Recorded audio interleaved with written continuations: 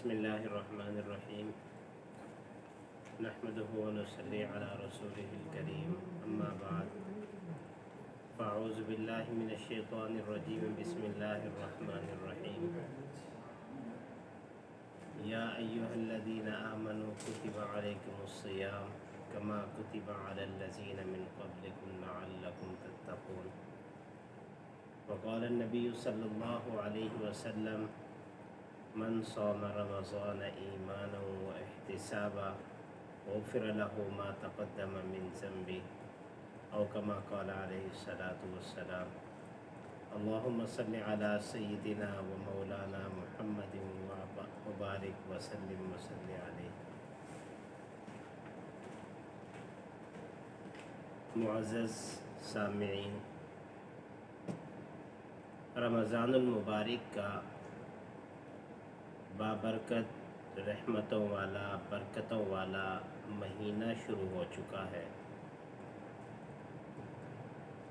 اللہ رب العزت کی طرف سے یہ ایک امت مسلمہ پر بہت بڑا انعام ہے کہ اللہ نے یہ رمضان کا مہینہ اس امت کو عطا فرمایا، اور روزے پہلی امتوں پہ بھی فرض تھے اور امت محمدیہ صلی اللہ علیہ وسلم پر بھی یہ روزے فرض ہے،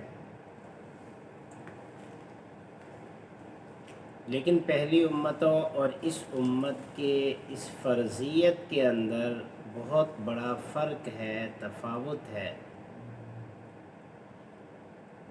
اللہ رب العزت نے اس امت کو روزہ عطا فرمایا اور اس کے اندر اللہ نے بہت سی آسانیاں بھی پیدا فرما دی۔ پہلی اقوام پر جو روزے فرض ہوا کرتے تھے، 24 گھنٹے کا روزہ، سحری اور افطاری کے ساتھ، سحری کے ساتھ روزہ شروع ہوتا، افطاری پہ ختم ہوتا، پھر شروع ہو جاتا، 24 گھنٹے بھی روزہ چلا کرتا تھا۔ لیکن اس امت پہ اللہ رب العزت نے یہ انعام فرمایا کہ صبح صادق سے لے کر غروب آفتاب تک کا اللہ نے روزہ رکھا، اور پھر اس میں مزید آسانی یہ فرما دی، فرمایا کہ اگر کوئی مریض ہے، مسافر ہے، تو وہ بعد میں بھی روزہ رکھ سکتا ہے، اس کی قضا بھی کر سکتا ہے، اور اگر کوئی ایسا مریض ہے کہ اس کے صحت یاب ہونے کی امید نہیں، فرمایا کہ اس کا فدیہ بھی دے سکتا ہے۔ تو اب یہ ان روزوں کا مقصد کیا ہے؟ اللہ نے ان کو فرض کیوں فرمایا؟ صبح سے شام تک بھوکا رہنا، پیاسا رہنا اور اپنے نفسانی خواہشات کو چھوڑنا، اس کی وجہ کیا ہے؟ اس کا فائدہ کیا ہے؟ تو اللہ رب العزت نے قرآن پاک میں فرمایا لعلکم تتقون، تاکہ اس روزے کی وجہ سے تمہارے اندر تقوی کا مادہ پیدا ہو۔ اب تقوی کسے کہتے ہیں؟ علماء نے لکھا ہے کہ تقوی وہ ایک خاص وصف ہے جو انسان کو اللہ کی رضا کے مطابق چلنے پر آمادہ کرتا ہے۔ اگر انسان کے دل میں یہ تقوی والا وصف کما حقہ پیدا ہو جائے تو پھر انسان ہر قدم اٹھانے سے پہلے، ہر عمل کرنے سے پہلے یہ سوچتا ہے کہ میرے اللہ کی رضا کیا ہے، یہ قدم اٹھانے لگا ہوں، یہ عمل کرنے لگا ہوں، تو اس عمل کرنے میں میرے اللہ کی چاہت کیا ہے؟ وہ دین کو مد نظر رکھتا ہے، وہ اپنے محبوب کی سنت کو مد نظر رکھتا ہے، اس کی طبیعت و فطرت ایسی بن جاتی ہے کہ وہ ہمیشہ یہ سوچتا ہے کہ میں یہ عمل کرنے لگا ہوں تو اس میں اللہ رب العزت راضی ہوں گے یا ناراض ہوں گے۔ روزہ انسان کے اندر اس صفت کو پیدا کرتا ہے، اس لیے کہ صبح سحری سے لے کر غروب آفتاب تک بہت سارے ایسے جو ہے وہ لمحات آتے ہیں کہ انسان کی ایک چاہت ہوتی ہے، بھوک لگی ہے جی، اور کوئی دیکھ بھی نہیں رہا، کسی کو نظر بھی نہیں آ رہا، تنہا ہے، ہر چیز میسر ہے، لیکن اس وقت انسان یہ سوچتا ہے کہ مجھے دنیا والوں میں سے کوئی بھی نہیں دیکھ رہا، لیکن میرا اللہ تو دیکھ رہا ہے۔ اسی طرح سخت گرمی میں پیاس لگی ہے، ٹھنڈا پانی میسر ہے، کوئی دیکھنے والا بھی نہیں،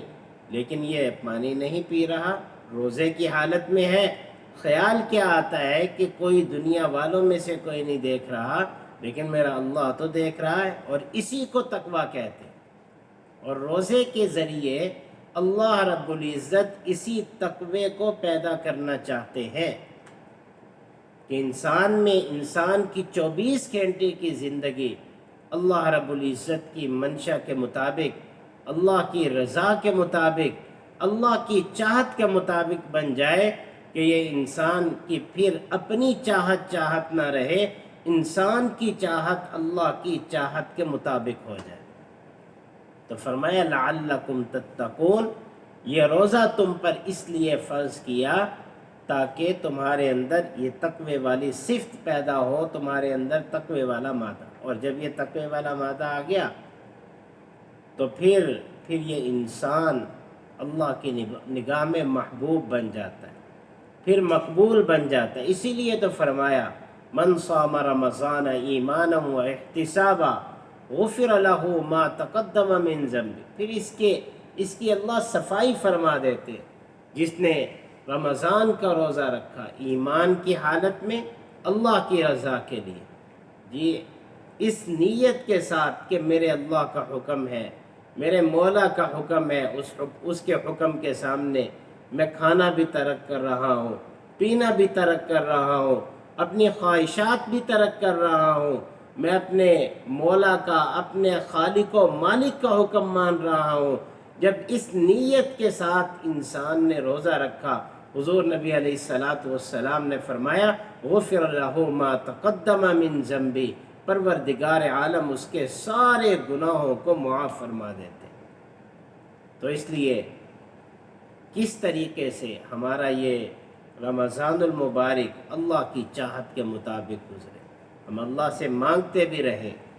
جی یہ لمحات بڑے قیمتی لمحات ہیں۔ پہلا عشرہ حضور نبی علیہ السلام نے فرمایا اولہ رحمت، اس کا پہلا عشرہ رحمت ہی رحمت،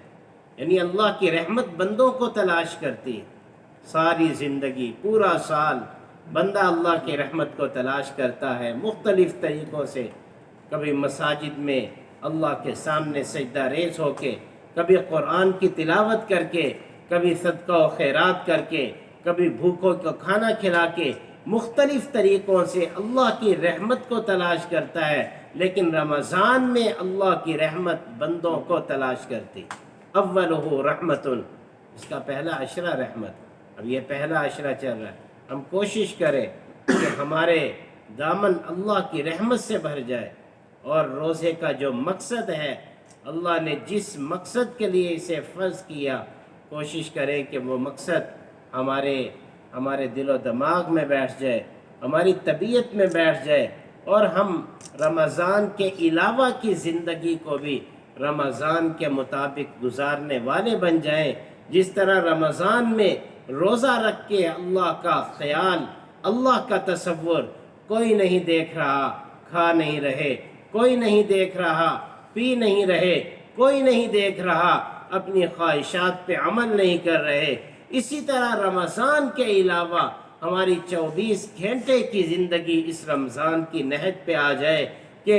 اب کوئی بھی قدم اٹھانے لگیں تو ہمارے تصور میں یہ ہو کہ ہمارا اللہ دیکھ رہا ہے، اللہ کی چاہت کیا ہے، اگر اللہ رب العزت میرے اس قدم اٹھانے سے خوش ہے تو میں یہ اٹھا لوں، اور اگر اللہ کی ذات ناراض ہو رہی ہے تو میں یہ قدم نہ اٹھاؤں۔ تو رمضان المبارک کا یہ مقصد، روزے کا یہ مقصد ہے۔ دعا ہے پروردگار عالم ہمارے اندر اس صفت کو پیدا فرمائے، اور اللہ ہمیں اپنی رضا کے مطابق اپنی زندگی گزارنے کی توفیق نصیب فرمائے۔ وآخر دعوانا الحمدللہ رب العالمین۔